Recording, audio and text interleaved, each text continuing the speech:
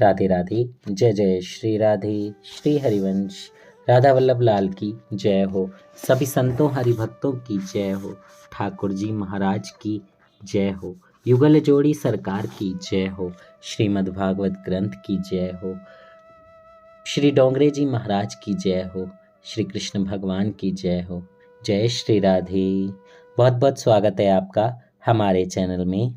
आइए आज का भागवत प्रसंग श्रवण करते हैं।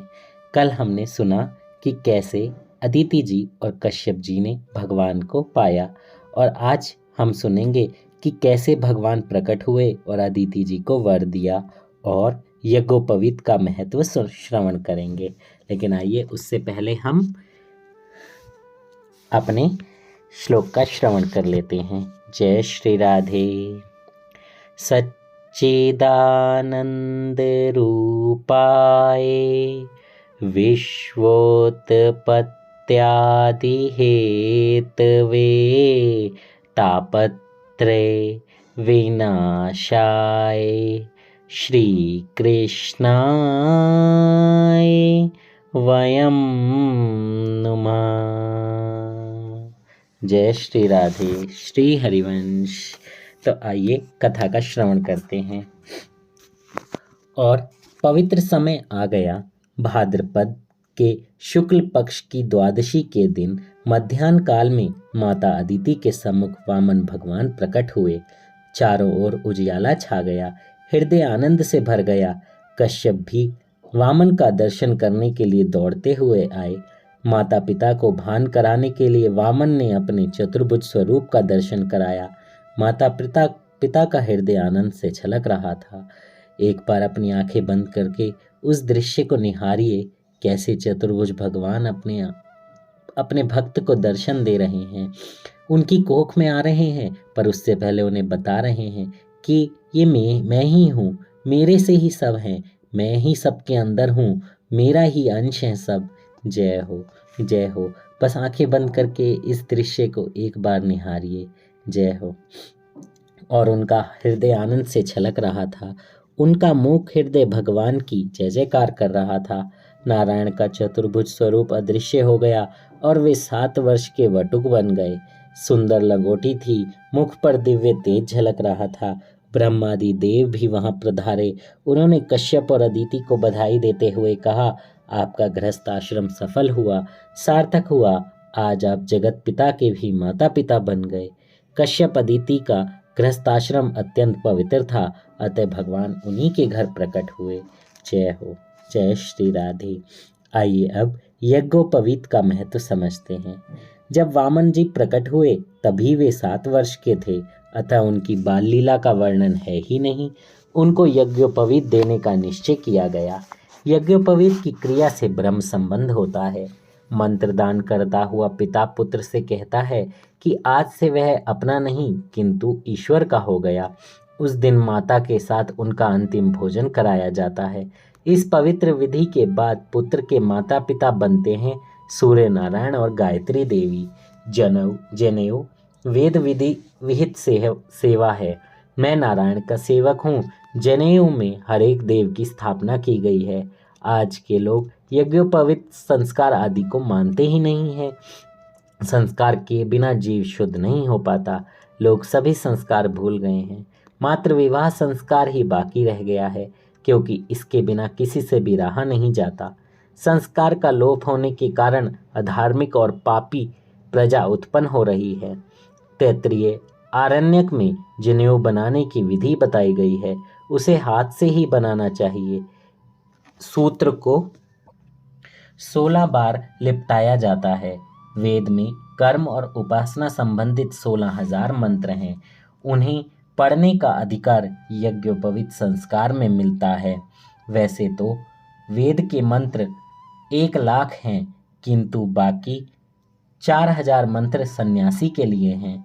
जनेऊ के निर्माता हैं ब्रह्मा और उसे त्रिगुणातीत करने वाले हैं विष्णु। इसका गठबंधन शिवजी करते हैं और अभिमंत्रित करती हैं गायत्री देवी। यह दिव्य तेज से पूर्ण है। वैसे तो यह संस्कार 7वें वर्ष में देना चाहिए, किंतु 11वें वर्ष तक देने की अनुमति है। जनेऊ के एक एक धागे में एक एक देवी की प्रतिष्ठा की जाती है, अतः इसको लोहे का स्पर्श न होना चाहिए। इससे चाबी नहीं बांधनी चाहिए। आज के ब्राह्मण जनेऊ से चाबी बांधकर लटकाए फिरते हैं, जो ठीक नहीं है। ऐसा करने से सभी देव देवियां जनेऊ को छोड़कर चले जाते हैं। संस्कार की परंपरा नष्ट हो गई है, अतः प्रजा में समय और सदाचार का अभाव हो गया है। हमारे कल्याण के हेतु प्राचीन ऋषियों ने संस्कारों की रचना की थी, तो वामन जी का भी यज्ञोपवीत किया गया। उनको अदिति ने लंगोटी, धरती ने आसन, ब्रह्मा ने कमंडल, सरस्वती ने जपमाला और कुबेर ने भिक्षा पात्र दिया। ब्राह्मण को 3 बार संध्या करने का आदेश है। महाप्रभु जी ने भी 3 बार संध्या करते हुए जगत के सामने यह आदर्श स्थापित किया कि वे महान होते हुए भी 3 बार संध्या करते हैं। प्रातः संध्या से रात्रि का पाप नष्ट होता है। मध्याह्न की संध्या से अन्न जल का दोष नष्ट होता है। त्रिकाल संध्या की बड़ी महिमा है। संध्या समय सूर्य का जप करते समय जगदम्बा गायत्री माता का ध्यान करना है। संध्या में गायत्री माता का आह्वान करना है, हे माता मेरे हृदय में पधारिए, मेरी रक्षा कीजिए। संध्या में अघमर्षण करना है, ध्यान करना है। संध्या नियमित और समय पर होनी चाहिए। आकाश में जब नक्षत्र होते हैं उसी समय की जाने वाली संध्या उत्तम है। नक्षत्र ना दिखते हों और सूर्य नारायण का उदय ना हुआ हो, उस समय की जाने वाली संध्या मध्यम संध्या है, और सूर्योदय की बाद की संध्या अधम संध्या कही जाती है। बृहस्पति जी ने वामन जी को उपदेश दिया, अब आज से मधुकरी मांगने जाना है। इस अन्न में मधुरता होती है। मंत्र उपदेश के साथ साथ ब्रह्मचारी का धर्म भी समझाया। जब से ब्रह्मचर्य आश्रम की परंपरा हमारे देश में से नष्ट हुई है, तब से इस देश की दुर्दशा हो गई है। ब्रह्मचर्य के पालन के बिना ना तो कोई महान हुआ है, ना कोई होगा। जो ब्रह्मचर्य का पालन करने की इच्छा करता है, उसे सजीव नारी का तो क्या, नारी काष्ठ मूर्ति का भी तन या मन से स्पर्श नहीं करना चाहिए। न स्पर्शेत दार्विमपि। यदि ब्रह्मचर्य का पालन करना है तो नारी के मुख या केश की ओर भी दृष्टि नहीं करो, इनमें काम का वास होता है। यहाँ नारी की निंदा नहीं है, काम की निंदा है। पर स्त्री को माता समान मानो। जगत में जितने भी महापुरुष हो गए हैं, उन सभी ने पर स्त्री को माता मान लिया था। वे ब्रह्मचर्य के पालन से महापुरुष बने थे। लक्ष्मण जी 14 वर्ष तक अपनी भाभी के साथ वन में रहे, फिर भी उन्होंने सीता के मात्र चरणों पर दृष्टि रखी। एक बार श्री रामचंद्र जी ने चंद्रहार दिखाते हुए उनसे पूछा, क्या यह हार तेरी भाभी का है? तो लक्ष्मण जी बोले, मैं क्या जानूं, मैंने भाभी का मुख देखा ही नहीं है। रामचंद्र ने अन्य आभूषणों के विषय में भी वैसा ही प्रश्न किया, तो लक्ष्मण जी ने कहा, ना तो मैं हार को पहचानता हूँ, ना कुंडल को। मैं तो मात्र उनके नुपुरों को पहचान सकता हूँ, जिनको मैं नित्य प्रणाम करते हुए देख पाता था। कैसा आदर्श ब्रह्मचर्य पालन है। काम को पराजित करना बड़ा कठिन है, अतः ब्रह्मचर्य की बड़ी प्रशंसा की गई है। जब व्यास जी भगवान भागवत की रचना कर रहे थे, तो श्लोक की रचना करते हुए वे श्लोक अपने शिष्य ऋषि जैमिनी को जांचने के लिए देते थे। तो जैमिनी ने नवम स्कंद का यह श्लोक देखा और बोले, इंद्रियां इतनी बलवान होती हैं कि बड़े बड़े विद्वानों को भी विचलित कर देती हैं। इस श्लोक को पढ़कर जैमिनी जी ने सोचा, व्यास जी से इसमें कुछ भूल हो गई है क्या? क्या इंद्रियां विद्वानों को कभी विचलित कर देती हैं? उन्होंने व्यास जी से कहा कि आपने इस श्लोक में विद्वांसमपि कर्षति के स्थान पर विद्वांस नाप कर्षति लिखना चाहिए। व्यास जी ने कहा, मैंने जो लिखा है वो ठीक ही है, इसमें कोई भूल नहीं है। एक दिवस जैमिनी जी संध्या समाप्त करके जलादि को बाहर विसर्जित करने जा रहे थे, तो उन्होंने देखा कि एक सुंदर युवती वृक्ष के नीचे वर्षा में भीग रही है।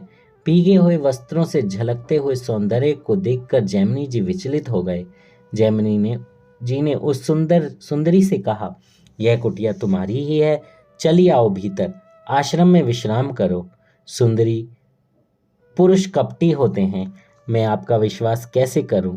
तो जैमिनी जी कहने लगे, मैं तो पूर्व मीमांसा का आचार्य जैमिनी ऋषि हूँ, क्या मेरा भी विश्वास नहीं करोगी? मुझ जैसे तपस्वी का भरोसा नहीं है तो फिर किसका भरोसा करोगी तुम? यह तुम्हारी ही कुटिया है, आश्रम में विश्राम करो। वह सुंदरी आश्रम में आई, बदलने के लिए कपड़े दिए गए। जैमिनी जी ने फिर रूप देखा तो मन और ललचा गया। उन्होंने उस स्त्री से पूछा, तुम्हारा विवाह तो नहीं हुआ?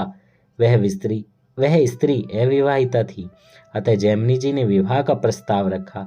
उस युवती ने कहा कि मेरे पिता ने प्रतिज्ञा की है कि जो पुरुष घोड़ा बनकर मेरी स्त्री को अंबाजी माता के मंदिर दर्शन कराने ले जाएगा, उसी के साथ उसका विवाह करूंगा। और मैंने भी पिताजी से कहा है कि आपके दामाद का मुंह काला कर उन्हें ले जाऊंगी। जैमिनी जी ने सोचा, चाहे घोड़ा बनना पड़े, चाहे मुंह काला करना पड़े, किंतु यह सुंदरी तो मेरी ही हो जाएगी ना। वे सब कुछ करने को तैयार हो गए। पुरुष पर स्त्री को काम भाव से निहारे तो उसका मुंह काला हो जाता है। जैमिनी जी ने घोड़ा बनकर उस युवती को अपने पर सवार करा लिया और अनोखी सवारी अंबाजी के मंदिर पर आई। उस मंदिर के बरामदे में व्यास जी बैठे हुए थे। उन्होंने सारी बात जानकर जैमिनी जी से पूछा, उस श्लोक में कौन सा शब्द होना चाहिए था, कर्षति या नापकर्षति? अब जैमिनी जी के मन पर तो मानो बिजली गिर गई। उन्होंने व्यास जी से कहा, आप ही सच्चे हैं, क्षण मात्र भी असावधान नहीं होना, असावधान हो गए तो काम सिर पर ही चढ़ जाएगा। ज्ञानी होते हुए भी जैमिनी जी असावधान हो गए। उस सुंदरी से विवाहिता और अविवाहिता की चर्चा ही क्यों की उन्होंने? ऋषि का अवतार परोपकार के लिए होता है, अनावश्यक बातों की पूछताछ के लिए नहीं। काम के कारण बड़े बड़े ज्ञानी भी भटक गए तो फिर साधारण मनुष्य की तो बात ही क्या। भृतहरि ने भी तो कहा है, मात्र वृक्ष के पत्ते और जल पीकर निर्वाह करने वाले ऋषियों को भी काम ने विचलित कर दिया है। तो जीव का लालच करने वाला और सिनेमा की अभिनेत्रियों की दिन रात पूजा करने वाला आज का मनुष्य काम जीतने की बात करे तो वह निरर्थक ही है। जो ब्रह्मचर्य का पालन करता है उसे अपने पेट में कभी अजीर्ण नहीं होने देना चाहिए। भेलपुरी और फरसाण भुजिया खाने वाला ब्रह्मचर्य का पालन कैसे कर पाएगा? श्री कृष्ण को दुर्बलता पसंद नहीं है। नरसिंह मेहता जी ने भी कहा है, हरिनो मार्ग छे शुरानो, नहीं कायरनु काम जाने। हरि का मार्ग शूरवीरों का है, कायरों का नहीं। श्रुति भी कहती है, नायमात्मा बलहीनेन लभ्य। सो ब्रह्मचर्य का पालन करो और बलवान बनो। स्त्री का मुख या केश कभी घूर घूर कर नहीं देखो। आँख या मन में विकार आते ही गायत्री मंत्र का जप करो। नाम जप भी कर सकते हैं, गुरुदेव भी यही बहुत बार बोलते हैं, नाम जप कीजिए, उससे ये विकार धीरे धीरे खत्म हो जाएंगे। मन रूपी हाथी को सत्कर्मी रूपी अंकुश वश में रख सकता है। वामन जी ने जगदम्बा पार्वती के पास जाकर कहा, ओम भगवती भिक्षाम देहि में। पार्वती जी की दी हुई भिक्षा उन्होंने गुरुजी के सामने रख दी। गुरुजी ने कहा कि भिक्षा बहुत कम है। तो वामन जी ने किसी बड़े यजमान का नाम पता पूछा। बृहस्पति ने आज्ञा दी कि नर्मदा नदी के किनारे पर बलि राजा अश्वमेघ यज्ञ कर रहे हैं, उनसे तुम्हें अवश्य अच्छी भिक्षा मिलेगी, वहां जाओ। वामन जी ने उस दिशा में प्रयाण किया। वामन लंगोटी पहने हैं, पाँव में पादुका है, हाथ में कमंडल, छत्र और दंड हैं। कमर पर मंजू मेखला, बगल में मृगचर्म, सिर पर जटा, गले में यज्ञोपवीत और मुख पर ब्रह्म तेज है। किसी अपरिचित व्यक्ति के सम्मुख अनायासी नमन हो जाते तो समझ लो उस व्यक्ति में ईश्वर का अंश है। अपरिचित होने पर भी वामन जी को मार्ग में सभी नमस्कार कर रहे हैं। वे नर्मदा तट पर यज्ञमंडप में पहुंचे। ब्रह्म तेज छिपाया नहीं जा सकता। यज्ञमंडप में उपस्थित ऋषि समूह सोचने लगा कि आज तक ऐसा ब्रह्म तेजस्वी कभी नहीं देखा। क्या साक्षात सूर्य नारायण तो इस रूप में नहीं आए? यह कौन सा ब्राह्मण कुमार होगा? शंकर स्वामी ने से पूछा गया कि जगत में भाग्यशाली कौन है? तो शंकर स्वामी जी ने उत्तर दिया कि कोपी नवंतः खलु भाग्यवंतः, जो लंगोटी पहनता है, जितेंद्रिय है, सदा सर्वदा प्रभु ही के साथ बातें करता है, प्रभु के साथ खेलता रहता है, वही सर्वाधिक भाग्यशाली है। जो धन संपत्ति और देह के साथ खेलता रहता है वह भाग्यहीन है। इस अपरिचित बालक के विषय में ब्राह्मण सोच ही रहे थे कि यज्ञ के प्रधानाचार्य शुक्राचार्य जी ने वामन जी का स्वागत किया। इस महातेजस्वी वटुक का शुक्राचार्य सहित सभी ऋषियों ने सत्कार किया। ब्राह्मण ब्रह्म तेज और ज्ञान के कारण ही सम्मान पाता है, क्षत्रिय बल से और वैश्य धन संपत्ति से सम्मान पाते हैं। शूद्र में वृद्ध मान के भागी होते हैं। सेठ साहूकार चाहे जितनी काली कमाई करें फिर भी उन्हें कथा में आगे आसन दिया जाता है। देर से आने पर भी आगे बिठलाए जाते हैं। यह मान सेठ का नहीं, लक्ष्मी का है। चारों वर्ण की दिवाली भी शायद अलग अलग सी हो गई है। ब्राह्मणों की दिवाली है राखी का दिन, क्षत्रियों की दिवाली है विजयदशमी, वैश्यों की दिवाली लक्ष्मी पूजन का दिन और शूद्रों की तो होली ही दिवाली है। ब्राह्मणों ने उस ब्रह्मचारी वटुक का स्वागत किया तो बलि राजा भी देखने लगे। उन्होंने सोचा कि मैंने आज तक कई ब्राह्मणों की सेवा की है, किंतु ऐसा तो कोई देखने में ही नहीं आया। वे वामन जी महाराज को महल में ले गए, सिंहासन पर बिठलाया और रानी से पूजा का सामान तैयार करने की आज्ञा दी। बलि राजा की पत्नी का नाम था विंध्यावली और पुत्री का नाम था रत्नमाला। रत्नमाला वटुक सौंदर्य से प्रभावित होकर सोचने लगी कि जिस माता ने इसे अपना दूध पिलाया होगा वह कितनी भाग्यशाली और सुखी होंगी। वटुक जी का स्वरूप देखकर उनके मन में वात्सल्य भाव उमड़ पड़ा। दूध पिलाने की इच्छा भी जागी और आगे चलकर जब वामन जी का पराक्रम देखा तो उनके मन में वामन जी की हत्या करने की भी इच्छा हुई। रत्नमाला अपने इन्हीं दो मनोभावों को लेकर अगले जन्म में पूतना बनकर आई। जय हो। और ठाकुर जी ने उस पूतना का भी कितने प्यार से उद्धार किया। ठाकुर जी कितना प्रेम करते हैं अपने भक्तों से, अपने प्यारों से, और किसी की भी इच्छा को मरने नहीं देते हैं। हाँ, आज नहीं तो कल पूरी ज़रूर होती है। किसी की जल्दी होती है, किसी की लेट होती है, पर होती ज़रूर है। सब कहते हैं मुझे ये नहीं मिला, पर उन्हें एक दिन वो मिल ही जाता है और फिर कहते हैं चाहे देर से मिला पर अच्छा मिला। ठाकुर जी से बस ऐसे ही प्रेम करिए, आप कुछ मांगिए मत, वो अपने आप दे देंगे। जय हो। जय श्री राधे, श्री हरिवंश। पूतना बनकर आई जिन्होंने कन्हैया को अपना दूध पिलाकर मारने का प्रयत्न तो किया, किंतु उसका अपना ही उद्धार हो गया। वामन जी महाराज के चरणों पर विंध्यावली जलधारा डालने लगी। बलि राजा चरण धोने लगे और सभी ब्राह्मण पुरुष सूक्त का पाठ करने लगे। राजा चरण सेवा करते हुए कहने लगा, आप जैसे पवित्र ब्राह्मण का चरणोदक मिलने से मैं पवित्र हुआ और मेरे पितरों को भी सद्गति मिल गई। मेरा यज्ञ सफल हो गया, आज मेरा कल्याण हो गया। मैं आपके चरणों में बार बार प्रणाम करता हूँ। बड़े पुण्यशाली माता पिता को ही आप जैसा पुत्र रत्न प्राप्त होता है।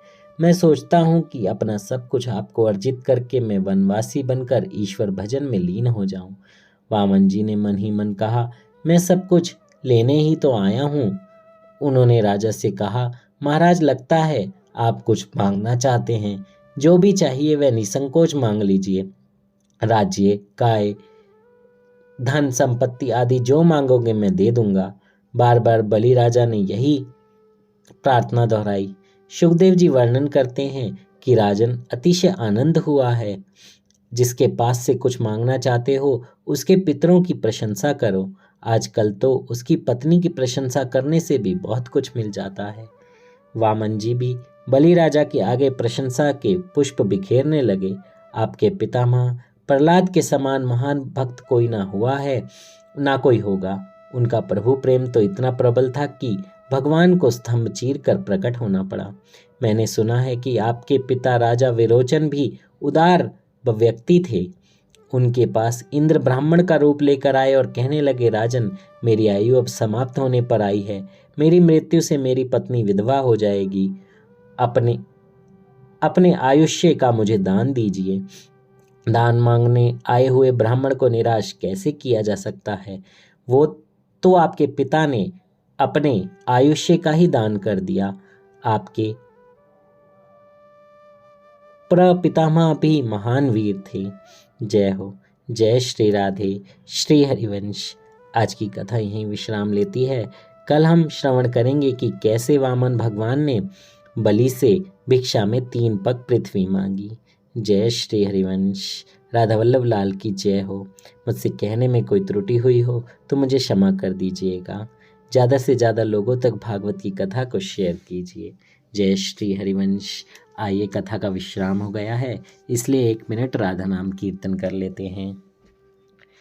राधा राधा राधा राधा, श्री राधा राधा राधा राधा, श्री राधा श्री राधा श्री राधा श्री राधा, श्री राधा श्री राधा श्री राधा श्री राधा। राधा वल्लभ लाल की जय। जय श्री राधे। बोलो भागवत महापुराण की जय। जय श्री हरिवंश। जय श्री हरिवंश। जय श्री हरिवंश। भगवान श्री कृष्ण के चरणों में दंडवत प्रणाम। जय श्री राधे।